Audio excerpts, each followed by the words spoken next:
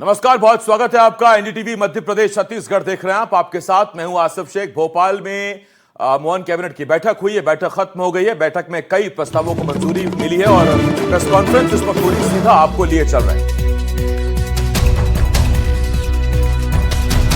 बड़ी भूमिका है और एयर कनेक्टिविटी में हम बहुत तेजी से आगे बढ़ रहे हैं। मध्य प्रदेश हिंदुस्तान का वाहिद राज्य है जिनमें कि आज़ादी के पहले के एयरपोर्ट, आज़ाद होने के बाद 5 बरस तक की उपलब्धि और इन 5 सालों की उपलब्धि, इसमें अमूल चूल परिवर्तन हुआ है। पहले जहां हमारे पास केवल 4 एयरपोर्ट होते थे, जबलपुर, भोपाल, इंदौर और ग्वालियर का, अब धीरे धीरे करके हम बड़े हैं। रीवा हमारा नया एयरपोर्ट बना है, हमारा उसकी कनेक्टिविटी भी हमारी पहले से बढ़ी है। सतना का एयरपोर्ट बना है, दतिया का एयरपोर्ट बना है, उज्जैन और शिवपुरी में नए एयरपोर्ट बनाए जा रहे हैं। और कल जो पिछले दिनों हमारी 8 नई हवाई मार्गों पर सेवाएं शुरू हुई हैं। इंदौर अबू धाबी अंतर्राष्ट्रीय उड़ान उसमें शामिल है। भोपाल से सरजाह सीधी अंतर्राष्ट्रीय उड़ान प्रारंभ करने का भी लक्ष्य है। और भोपाल से रीवा, भोपाल पटना, रीवा कोलकाता, जबलपुर कोलकाता, ये भी प्रारंभ की गई। तो हम ये कह सकते हैं कि हवाई यात्राओं के मामले में ही मध्य प्रदेश काफ़ी आगे बढ़ रहा है। एक और चीज़ आज हमारी कैबिनेट मीटिंग में जो हुई, भोपाल को मेट्रोपॉलिटन बनाने के लिए मेट्रोपॉलिटन की तर्ज पर इसको विकसित करना है। उसमें जो सराउंडिंग्स है, आसपास के हमारे बड़े शहर हैं, उनको किस तरह से जोड़ा जाए, भोपाल से किस तरह उनको सुविधाओं में और शामिल किया जाए, तो बड़ा एक मील का पत्थर साबित होगा। एक 6 लेन यहाँ भोपाल से मेट्रोपॉलिटन बने तो विदिशा को एक भोपाल विदिशा मार्ग का उन्नयन कर रहे हैं। 2 लेन से 4 लेन करेंगे इसको, पेवर शोल्डर निर्माण किए जाएंगे और ये लगभग पहले इसको 1467.42 करोड़ की लागत स्वीकृत की गई थी, लेकिन बाद में इसको पुनरीक्षित किया गया तो 1617.70 करोड़ की राशि इसमें जारी की गई थी। और ग्रामीण क्षेत्रों में किसी भूमि के लिए जारी नवीन मल्टीप्लिकेशन फैक्टर की लागत में 140 करोड़ की और वृद्धि हुई है। तो आज हम कह सकते हैं कि लगभग 1757 करोड़ की ये इस परियोजना को स्वीकृति मिली है। और ये इस परियोजना हेतु जो कंसेशन हमारा अवधि है वो 17 वर्ष की रहेगी। और इस मार्ग के बनने से भोपाल के साथ साथ विदिशा को भी एक बड़ा बाजार मिलेगा। विदिशा को विकास की सुविधाओं संभावनाएं बढ़ेंगी, क्योंकि स्वाभाविक रूप से जब मार्ग बनता है तो मार्ग विकास के रास्ते भी खोलता है, इंडस्ट्रीज के रास्ते खोलेगा। आपके होटल इंडस्ट्री है, वेयर हाउसिंग है, लॉजिस्टिक्स है, सारी चीज़ों का एक तरह से उनको लाभ मिलने वाला है। एक चीज़ और, भोपाल शहर के हिसाब से हमारा बाईपास, जो भोपाल बाईपास 4 लेन BOT टोल वाली परियोजना का जो था, उसमें पिछले 2 वर्षों में 145.87 करोड़ रुपए टोल एकत्रित किया गया और ये लगभग 77 करोड़ रुपए प्रतिवर्ष के हिसाब से ये टोल वसूला जाता है। इसका उपयोग मार्गों के उन्नयन, रखरखाव और राज्य बजट पर निर्भरता न रहे, इसके लिए इसका उपयोग करते हैं। तो आज कैबिनेट ने इस टोल संग्रहण की अनुमति अभी दी है 19/7/26 से इसको 31/12/31 तक 5 वर्ष के लिए लोक निर्माण विभाग को अधिकृत किया है इसको टोल बढ़ाने के लिए। इस पैसे से तो हमारी जो दूसरी परियोजनाएं हैं और मार्गों के उन्नयन और नए निर्माण में भी इसका उपयोग होता है। और बाईपास भी हमारा जो भोपाल बाईपास है ये अप टू डेट रहे, मोटरेबल रहे और लोगों को बाहर से यातायात करने के लिए सुविधा युक्त रहे, इस बात की चिंता भी सरकार ने की।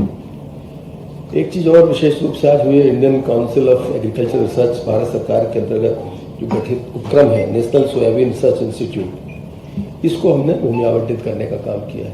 ये 2 तरह से लाभकारी होगी। एक तो हमारा पिछला वर्ष औद्योगिक वर्ष था, इस साल हम कृषि कल्याण वर्ष मना रहे हैं।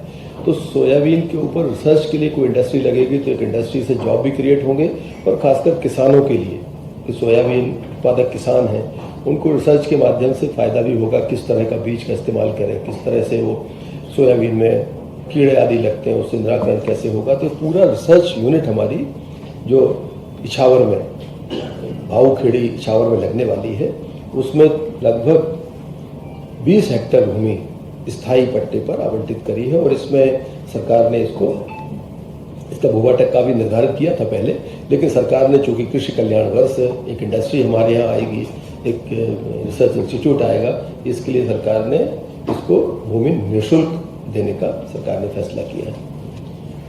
एक और महत्वपूर्ण चीज़ है हमारे की, जो मध्य प्रदेश में वन प्रबंधन समितियां हैं हमारी, उनको लाभांश हम हर साल देते हैं। जो वनोपज हमारा जो वहाँ पर हमारी समितियों के लोग हैं या मजदूर हैं, वो जो काम करते हैं मजदूरी तो उनको मिलती है, साथ ही हम उन्हें लाभांश देने का काम भी करते हैं। आज फौरी तौर पर चर्चा हुई है, भविष्य में इसका निर्णय होगा कि सरकार ये तय करने जा रही है कि अभी जो लोग उस पर काम करते हैं लाभांश सब में बांटते हैं। कई बार बाहर से मजदूर आते हैं, दूसरे राज्यों से भी आते हैं, तो हकदार सब वो भी होते हैं।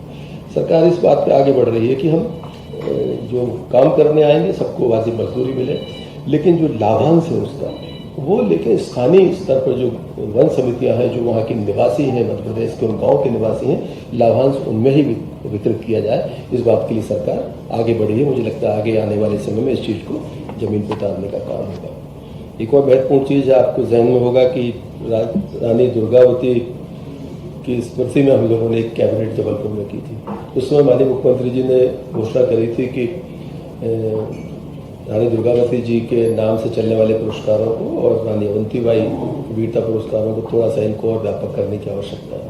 तो आज सरकार ने फैसला किया है कैबिनेट के माध्यम से कि जो विपरीत परिस्थितियों में संघर्ष करते समाज में काम करने वाली ऐसी महिलाओं को अब हम 2 लाख रुपए रानी दुर्गावती पुरस्कार के रूप में राशि देंगे इस साल से। और रानी अवंतीबाई वीरता पुरस्कार की राशि भी जो वर्तमान 1 लाख है, उसे भी बढ़ाकर 2 लाख रुपए का करने का प्रस्ताव है, जिसका कैबिनेट ने अनुमोदन किया है।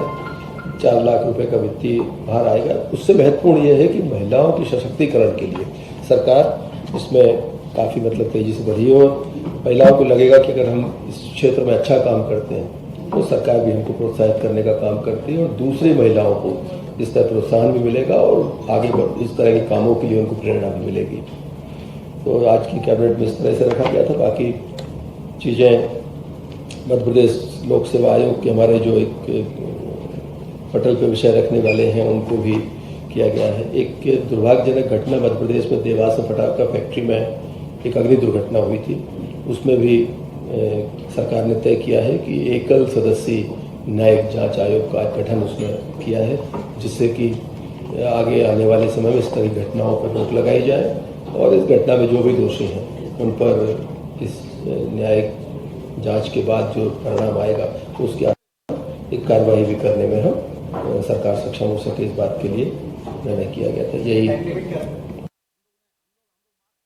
तो बना है। मुझे लगता है कि एक बार जब इस तरह से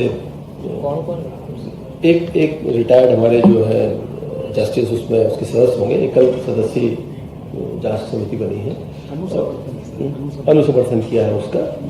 पहले उसको कल गठित किया गया था, उसको कैबिनेट ने अप्रूव किया है और उनके जो जांच रिपोर्ट आएगी उसके आधार पर आगे कार्रवाई के लिए सरकार बढ़ेगी।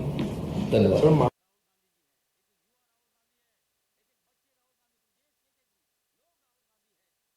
हम आपको दिखा रहे थे राव उदय प्रताप सिंह को, आप सुन रहे थे। राव उदय प्रताप सिंह मध्य प्रदेश सरकार में स्कूल शिक्षा मंत्री और परिवहन मंत्री हैं और वो प्रेस कॉन्फ्रेंस को संबोधित कर रहे थे। कैबिनेट में लिए गए फैसलों के बारे में पत्रकारों को जानकारी दे रहे थे।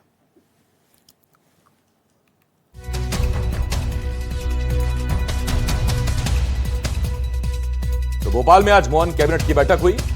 इस बैठक में कई अहम प्रस्तावों को फैसले को मंजूरी दी गई। भोपाल विदिशा 4 लेन को मंजूरी दी गई है। इस बैठक में सोयाबीन इंस्टीट्यूट को 20 एकड़ जमीन दी जाएगी।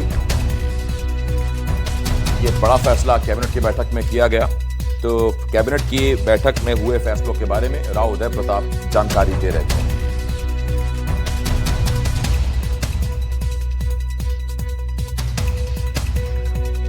तो एक बड़ी